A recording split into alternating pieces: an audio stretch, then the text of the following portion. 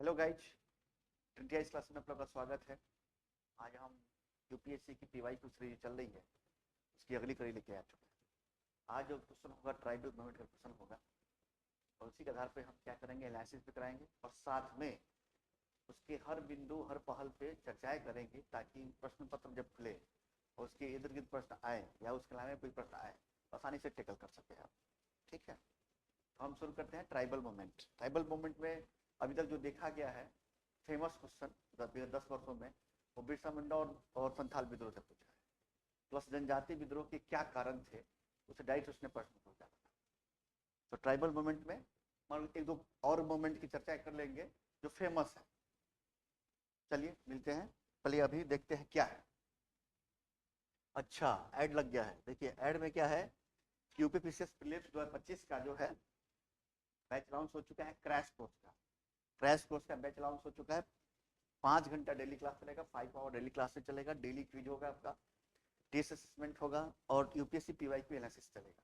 जो यूट्यूब पे भी डलते हैं, ऐप पे भी मिल जाएंगे आपको और साथ में गेट टुगेदर भी की जाएगी पीवाई की एनालिसिस में। प्लस 80 डे का प्रोग्राम है, 80 डे बच्चे हैं टाइम। भाई पेपर में होगा, उसके पहले छोड़ना ही पड़ेगा ताकि रिविजन मार सके आप लोग उसके लिए। अच्छा, इसमें लिखा हुआ है कि फी जो है 25,000 रुपया है, 24,999 रुपया फी है और 20% डिस्काउंट में। तो इसमें क्या कंडीशन है कि अभी तक लिखा 10 एडमिशन, और एडमिशन बढ़ गया है। अभी कंडीशन है कि 50 बच्चों तक मिलेगा क्योंकि 40 एडमिशन हो चुके हैं, 10 एडमिशन और बाकी हैं। उन्हीं तक मिलेगा 20% डिस्काउंट, बाकी फिर डिस्काउंट नहीं मिलेगा। और अलग से सी सेट का एक क्रैश कोर्स मिलाया जा रहा है। चलिए,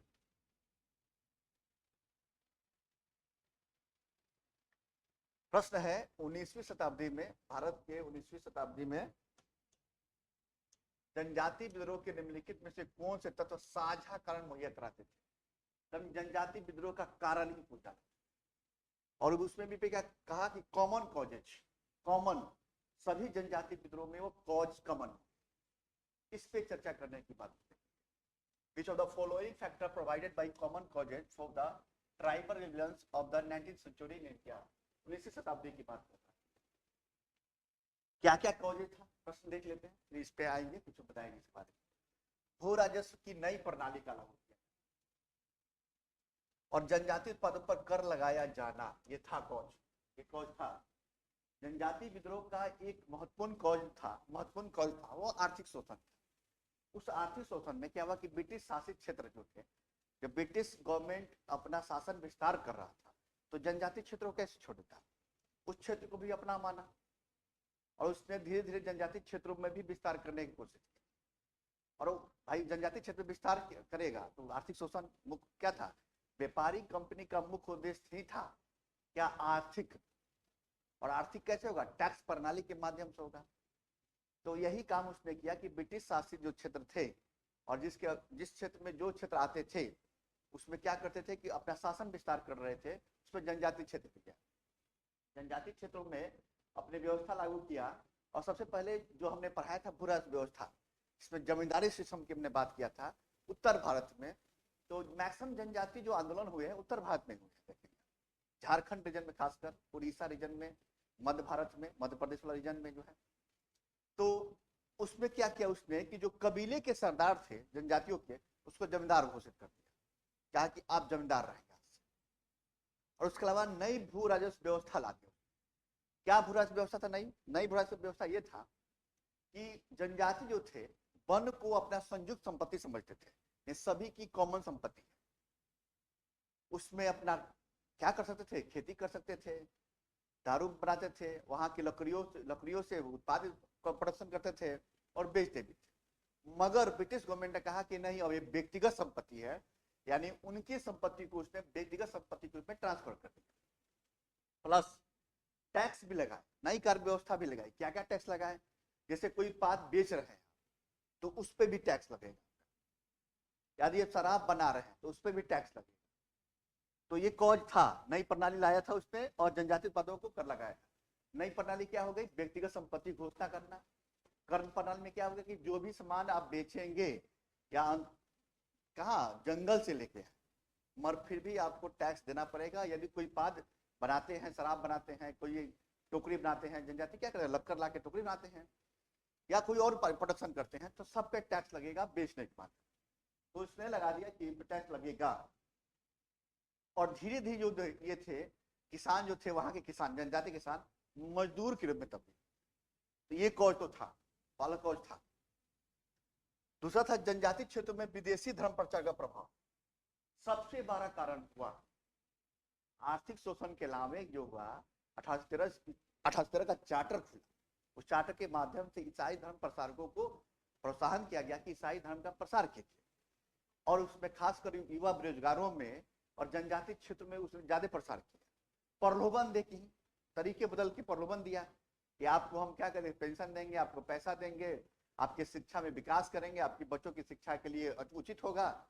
तो प्रलोभन दे के ईसाई धर्म प्रचारकों का धर्म प्रचार शुरू किया जनजाति क्षेत्र, और सबसे अधिक माइग्रेट भी हुए ईसाई धर्म में वो जनजाति हुए। तो इसका प्रभाव क्या पड़ा, तो उनकी जो साजिश संस्कृति है उसके अस्तित्व पे खतरे उत्पन्न हुए।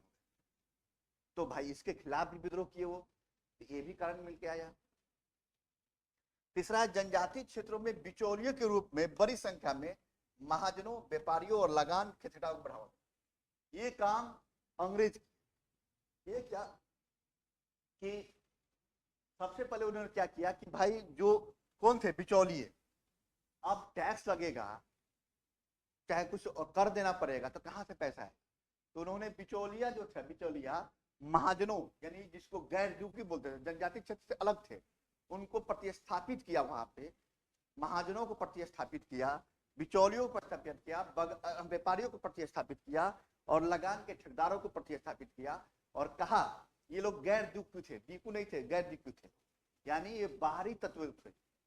और जब ये टैक्स देंगे, टैक्स यदि पैसा नहीं आएगा तो कहाँ जाएंगे, भाग के महाजन के पास जाएंगे, उनके जंजाल में फंस जाएंगे, सूदखोरी के जंजाल में फंस जाएंगे। ठीक है। और ये काम और भी किए कि महाजन क्या कि सूदखोर जो इंटरेस्ट नहीं दे पाता था उनसे बेट बेगारी पर टकराता था, बिना पैसा दिए उनसे पूरी क्या काम करवाने की व्यवस्था को बेट बेगारी पर टकराता। तो ये काम किए कौन, अंग्रेज।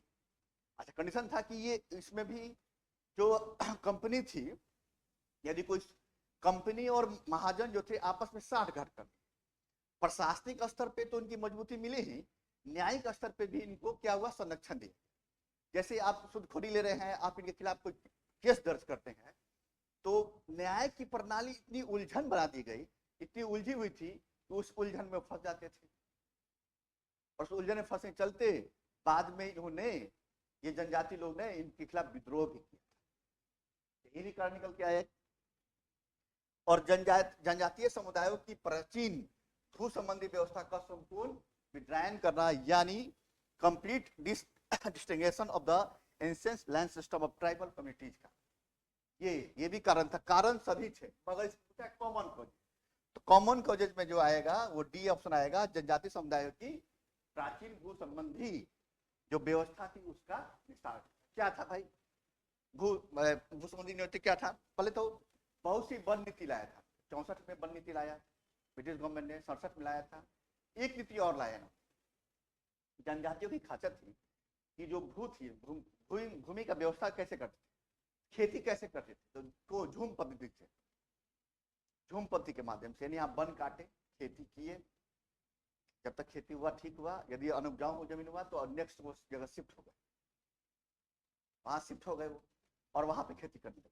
इस पे उसने रोक लगा 1867 में उन्होंने झूम खेती पे प्रतिबंध लगा दिया, यानी उनके खेती पे भी, भू संबंधी व्यवस्था पे भी प्रतिबंध लग गया।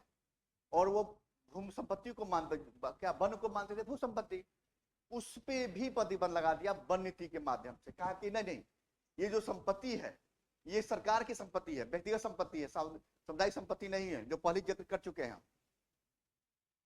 तो 1867 में भू संबंधी ने झूम पत्ती पे भी प्रतिबंध लगा दिए जाने से उनके स्वच्छंद में क्या हुआ, स्वच्छंद जो थे वो उनमें क्या हुआ, रोक लग गया।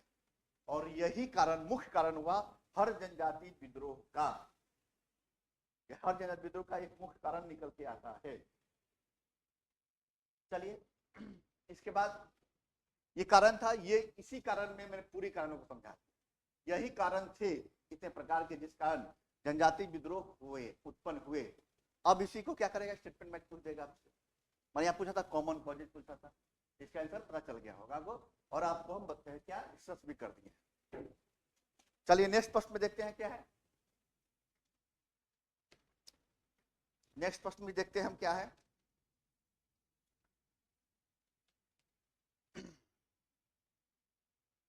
अच्छा, संथाल विद्रोह एकदम फेमस क्वेश्चन है। संथाल विद्रोह ये हर स्टेट विशेष में, आईएएस तो फेमस है, और इस बार बिरसा मुंडा विद्रोह भी फेमस होगा क्योंकि उनके जन्म दिवस पे जनजाति गौरव दिवस मनाया जा रहा है।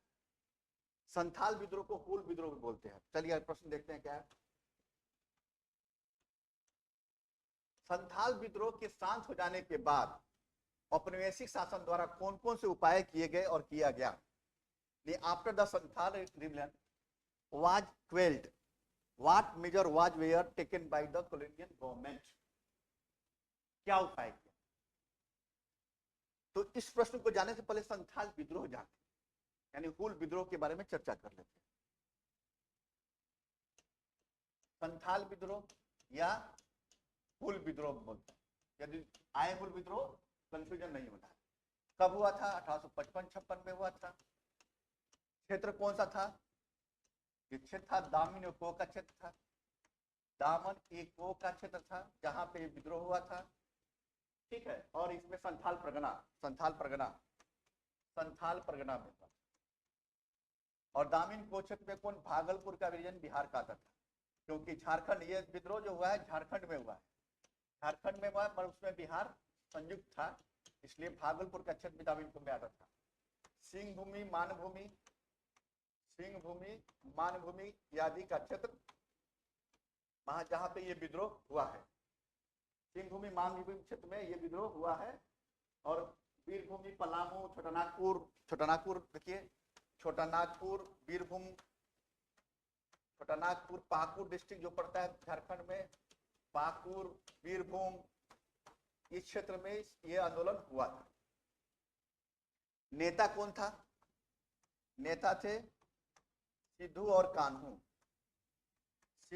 कान्हू इसके नेता थे, और उनके दो भाई थे चांद और भैरव भी इसके नेता थे। मेन सिद्धू और कान्हू इसके आंदोलन करेंगे, हूल विद्रोह का नेतृत्व प्रदान करेंगे। कारण क्या हुआ, कारण अभी बताए हम सब, क्या क्या कारण हो सकता है, तो इसको नोट डाउन करनी होंगे, तो मैं इसको क्लियर करता हूं। क्या कारण निकल के आया, कारण क्या निकल के आया, तो अंग्रेजी औपनिवेशिक शासन के प्रति असंतोष की भावना, पहला। दूसरा है कि महाजनों द्वारा अधिक ब्याज दिया जाना, जो प्रतिस्थापित किए गए थे महाजन, बिचौलिया, ठेकेदार, उनके प्रति अधिक ब्याज ले जाने का भी एक कारण बन गया। तो औपनिवेशिक शासन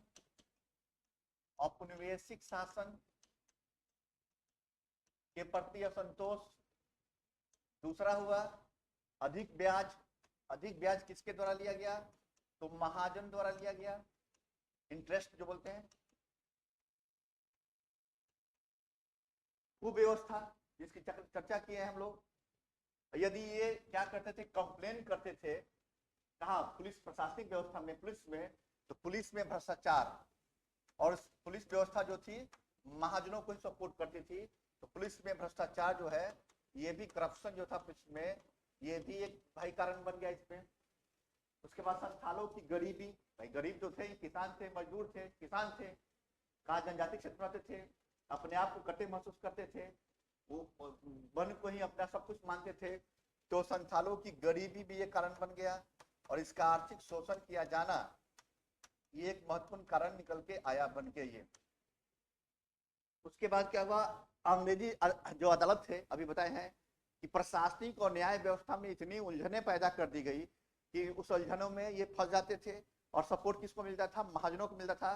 तो न्याय प्रणाली में भी जो क्या देरी से होना ये भी था, और भू व्यवस्था का अधिनियम, प्राचीन भू संबंधी अधिनियम, वन को यानी लिख देते हैं आप, प्राचीन भू संबंधी अधिनियम, भू व्यवस्था में परिवर्तन भी एक कारण बन गया कि वन को ये मानते थे क्या, अपना सामुदायिक संपत्ति, और इसको व्यक्तिगत संपत्ति में ट्रांसफर किया जाए। इतने कॉजेज निकल के आए जो कॉमन कॉजेज हम बताए।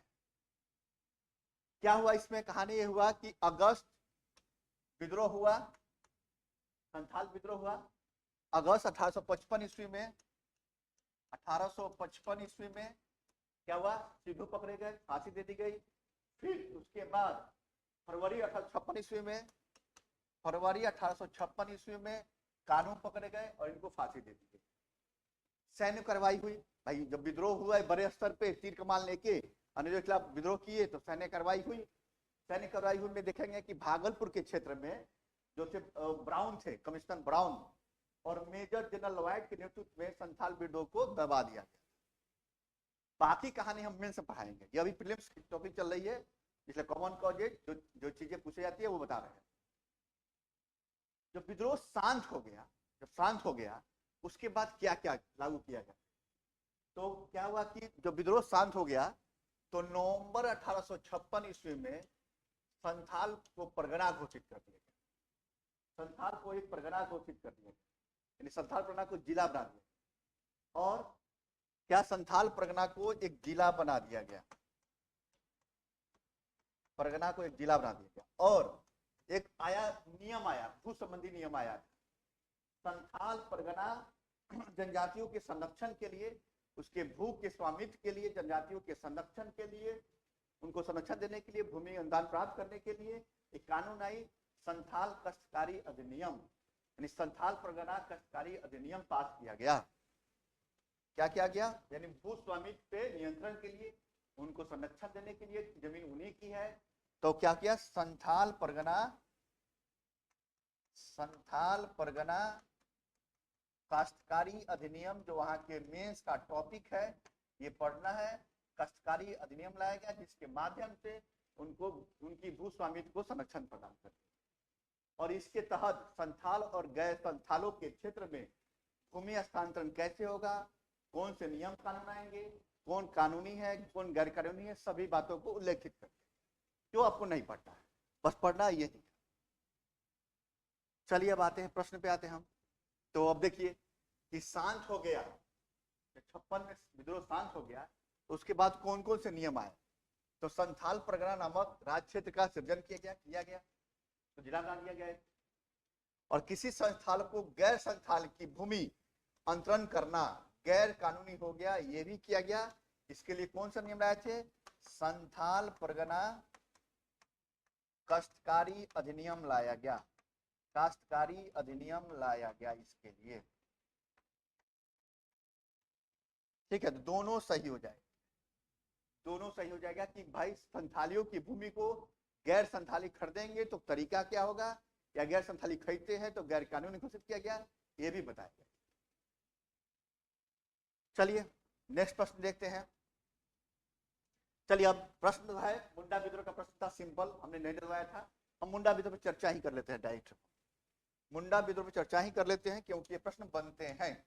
मुंडा विद्रोह इस बार फेमस भी है, मुंडा विद्रोह इस बार फेमस भी है। चलिए मुंडा विद्रोह क्या हुआ। मुंडा विद्रोह क्योंकि जनजाति गौरव दिवस की घोषणा हुई है, और एक और स्कीम भी चला है, जनजातियों के लिए स्कीम चला है, जनजाति उन्नति ग्राम समाज योजना एक स्कीम गवर्नमेंट चलाई है, रांची की खुद से चलाई थी, तो इसलिए इसको पढ़ना जरूरी है, क्योंकि इस बार हो सके प्रश्न बन जाए। मुंडा विद्रोह कब से कब तक, 1899 से लेके 1900 तक।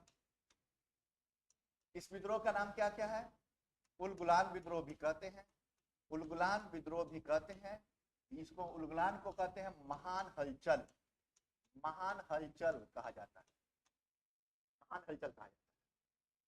इसका नेता कौन था, बिरसा मुंडा, इसका नेता कौन था, बिरसा मुंडा। क्षेत्र कौन, वही छोटा नागपुर का क्षेत्र, क्षेत्र कौन था, छोटा नागपुर का बेल्ट, छोटा नागपुर पठार का जो बेल्ट है, छोटा नागपुर का क्षेत्र है, जिसमें सिंहभूमि दोनों डिस्ट्रिक्ट आती है, पश्चिमी पूर्वी सिंहभूमि, छोटा नागपुर का क्षेत्र जो है ये क्षेत्र था। इस विद्रोह में और क्या खासियत है भाई, कारण क्या था, क्या किस कारण से हुआ था। तो मुंडाओं की पारंपरिक भूमि थी, भूमि व्यवस्था थी खुटकटी, पारंपरिक भूमि व्यवस्था का नाम लेते हैं, वही प्राचीन व्यवस्था। पारंपरिक भू व्यवस्था का नाम था, भूमि व्यवस्था का नाम क्या था, इधर लिखते हैं, लिखिए, खुटकुटी। खुटकुटी एक पारंपरिक व्यवस्था थी, यानी एक तरह की सामूहिक खेती। खुटकटी का अर्थ होता है एक तरह की सामूहिक खेती। इसको क्या किया, जो जमींदार नियुक्त किए गए, जो कबीले के सरदार थे जमींदार नियुक्त कर दिए गए, उस जमीन को क्या किया, उसने व्यक्तिगत भूमि में ट्रांसफर कर, यानी व्यक्तिगत भूमि समिति वाला भूमि व्यवस्था में परिवर्तन कर दिया। यही साझा कारण था जो अभी बताया था।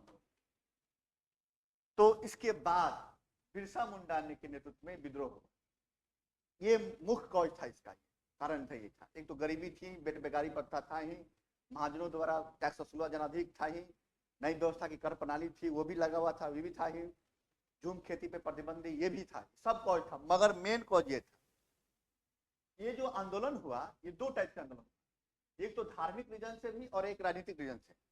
पहला जो आंदोलन शुरू होता है वो धार्मिक प्रवृत्ति से शुरू होता है। बिरसा मुंडा क्या करते हैं कि इनके कुल देवता थे सिंह मोंगा, मुंडाओं का कुल देवता थे सिंह मोंगा। कहा कि सिंह मोंगा जी जो थे, ठाकुर बाबा, धरती आबा जिसको बोलते हैं, वो मेरे सपने में आए थे और कहे थे कि जो मुंडाओं का जो उद्धार कर सकते हैं वो आप ही कर सकते हैं, और ये शोषण कौन कर रहा है, तो औपनिवेशिक शासन कर रहा है, अंग्रेज कर रहे हैं, महाजन कर रहे हैं, जो सूदखोर कर रहे हैं, ठेकेदार हैं वो कर रहे हैं, उनके खिलाफ आप आंदोलन की। तो पहले आंदोलन की जो प्रवृत्ति थी वो चली गई किस पे, वो धार्मिक प्रवृत्ति चली गई, क्योंकि वो धार्मिक प्रवृत्ति से लोगों को कहा कि इसमें क्या करना है। उसमें एक बात और कहा उसने कि एक उन्होंने कहा कि शुद्धि आंदोलन चलाओ। क्या चलाओ, शुद्धि आंदोलन, कि जो शराब पीते हैं उस पर प्रतिबंध लगाओ, शराब पे प्रतिबंध लगाओ, व्यक्तिगत सामूहिक खेती की बात करो, शिक्षा की सांस्कृतिक तत्व पे ज्यादा जोर दो, ये सब बातें उन्होंने कहा, ये शुद्धि आंदोलन की बात उन्होंने कहा। मगर बाद में ये आंदोलन धीरे धीरे राजनीतिक रूप लेने लगा, और ये आंदोलन शुरू हुआ 1899 में शुरू हुआ, क्रिसमस के पूर्व संध्या पे। और बिरसा ने मुंडा जनजातियों को शासन, ये 1899 ईस्वी में क्रिसमस के पूर्व संध्या पे शुरू हुआ, क्रिसमस के पूर्व संध्या पे शुरू हुआ। और बिरसा मुंडा ने पूरे मुंडा जनजातियों को एकत्रित किया और अपनी शासन स्थापित करने के लिए उन्हें कहा कि हम भगाएंगे, किसको भगाएंगे, टीकुओं को भगाएंगे, जमींदारों को भगाएंगे, राजाओं को भगाएंगे, ब्रिटिश औपनिवेशिक शासन जो कर रहे हैं ब्रिटिश गवर्नमेंट उनको भगाएंगे। उनके विरुद्ध आह्वान कर दिया, भाई अब हम लोग आंदोलन करेंगे, और तीर कमान लेके आंदोलन करना शुरू कर दिया। जाइएगा रांची में तो उनकी भाई बिरसा मुंडा चौक है, बिरसा मुंडा जेल है, पूरी फोटो लगी हुई है उनकी, और भारत सरकार ने स्टाम्प जारी भी किया था और जनजाति गौरव दिवस मना। उसके बाद जब आंदोलन शुरू हुआ तो अंग्रेजों को लगा कि भाई बड़े स्तर पे, उधर संथाल विद्रोह कर दिए थे तो उनको साथ किया गया, और मुंडा विद्रोह कर दिए हैं, तो धीरे धीरे जनजाति जो थे तो विद्रोह करते चले गए थे। तो जनजाति ये विद्रोह शुरू किया, मगर कंडीशन ये हुआ कि भाई इनके पास पारंपरिक हथियार थे, तीर कमान, उनके पास टेक्नोलॉजी थे, और उनको सपोर्ट करने वाले जमींदार भी थे, और प्रशासनिक ढंग भी थी इनकी। तो 1900 में क्या हुआ कि बिरसा मुंडा गिरफ्तार हो गया। कब, 1900 में बिरसा मुंडा जो है, 1900 में बिरसा मुंडा गिरफ्तार हो गया। कहां से, सिंहभूमि से गिरफ्तार करके रांची जेल में डाल दिया जाता है। ये घटना फरवरी की घटना है, ये फरवरी की घटना है। और जून में कहा जाता है तथा कथित कि पीलिया रोग से उनकी मृत्यु हो जाती है जेल में। उसके बाद इसका परिणाम क्या निकल गया, विद्रोह बड़े स्तर पे हुए, बड़ी संख्या में अंग्रेज भी मरे, अंग्रेज अधिकारी भी मरे, तो इसका कुछ तो कुछ परिणाम निकला होगा। तो इसका परिणाम जो निकल के आया, क्या निकल के आया, इसका परिणाम यह निकल के आया कि खुटकुटी को मान्यता दे दी गई, यानी भू संपत्ति का जो अधिनियम था, पारंपरिक विधि थी, उसको मान्यता दे दी गई, खुटकुटी को मान्यता दे दी गई, वो मान्यता दे दी, पहला परिणाम। दूसरा जो परिणाम निकल के आया, पेट बेगारी पट्टी, यानी जबरन बेगारी कराना पे प्रतिबंध लगा दिया गया, क्योंकि बेट बेगारी पट्टी प्रचलित थी, यानी जबरन बेगारी पे प्रतिबंध लगा दिया गया, प्रतिबंध लगा दिया। और तीसरा परिणाम निकल के आया, छोटा नागपुर कष्टकारी अधिनियम, छोटा नागपुर कष्टकारी अधिनियम पास कर दिया, छोटा नागपुर काश्तकारी अधिनियम पास कर दिया गया।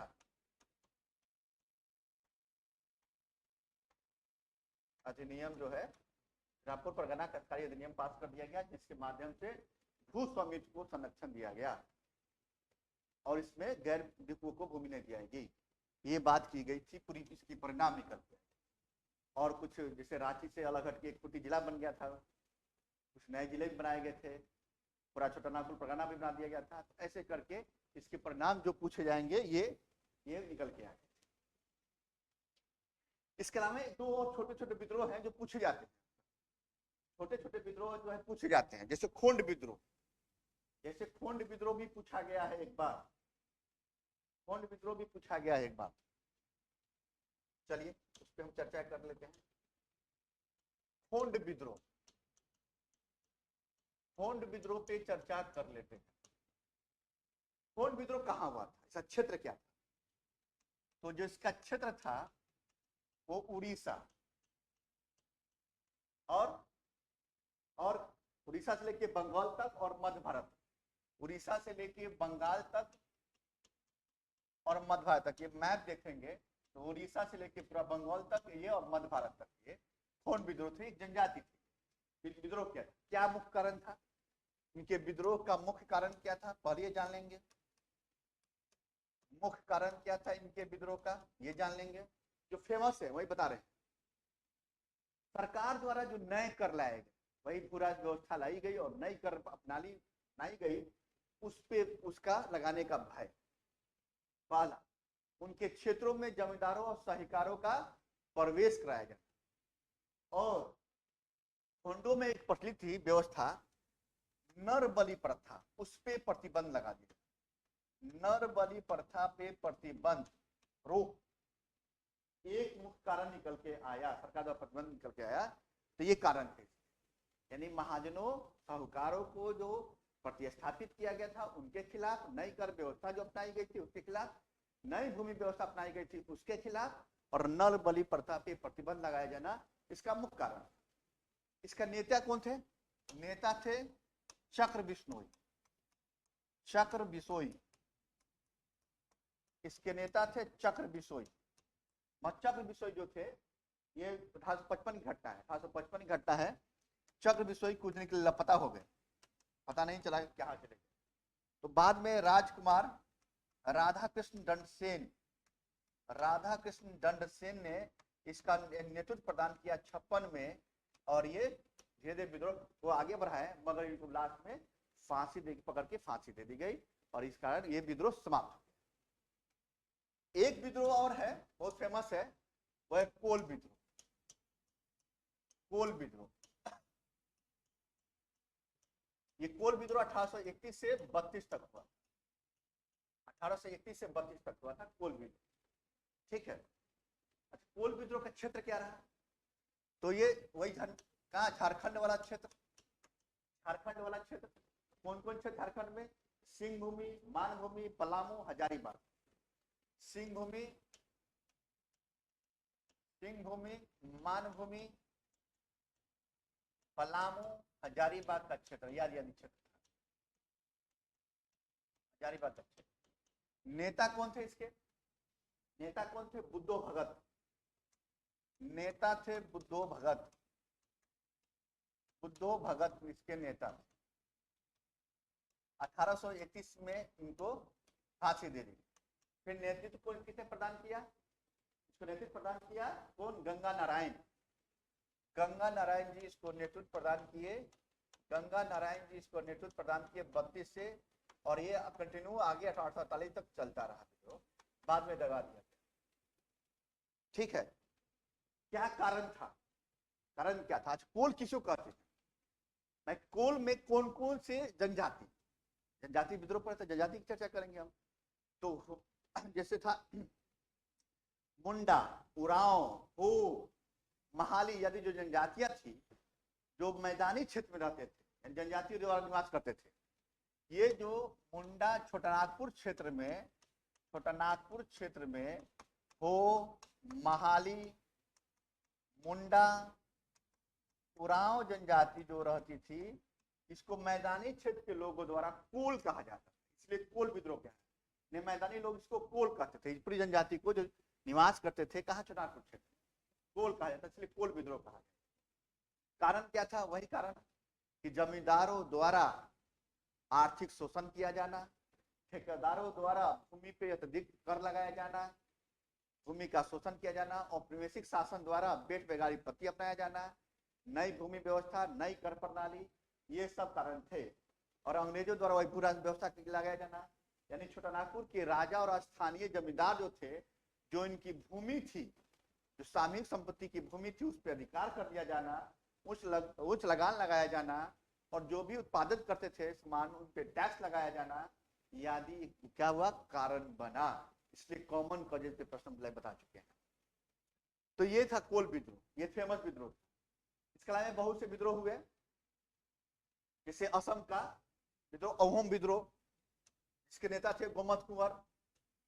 अहोम विद्रोह, अहोम विद्रोह, इसके नेता थे गोमद कुंवर, गोमधर कुंवर थे, गोमधर कुंवर थे। कभी कभी प्रश्न इस पे भी बनते हैं। तो इतने जो थे वो जनजाति विद्रोह के रीजन में आते हैं, और ये फेमस विद्रोह। मणिपुर की नागा विद्रोह जो थी, रानी गोंडाहू द्वारा जो की गई थी, उस पर भी प्रश्न बने हैं। जब तो आजकल फोकस भी किया जा रहा है पूर्वोत्तर भारत पे, तो ये विद्रोह को ध्यान रखना है। अभी तो जो प्रश्न की प्रकृति है वो संथाल, मुंडा, कोल, फोंड, अहोम, इसी पे फोकस किया गया है, और जनजाति विद्रोह के कारण होने की खोजें तो फोकस किया गया है, इसलिए हमने पूरी एनालिसिस करते हैं। चलिए मिलते हैं नेक्स्ट क्लास में एक नए आंदोलन के साथ, एक नई ऊर्जा, एक नए जोश के साथ। और जो नए बच्चे हो सब्सक्राइब जरूर कर लीजिएगा चैनल को, और पुराने वीडियो को जरूर देख लीजिएगा, क्योंकि एनालिसिस की जा रही है। और जो बच्चे ज्वाइन करना चाहते हैं क्रैश कोर्स, उनके लिए जब डिस्क्रिप्शन बॉक्स खोलेंगे आप यूट्यूब चैनल का, तो वहाँ नंबर डले होंगे, नंबर पे बात करके आप ज्वाइन भी कर सकते हैं, ऑफलाइन ऑनलाइन दोनों। मिलते हैं, जय हिंद जय भारत साथी।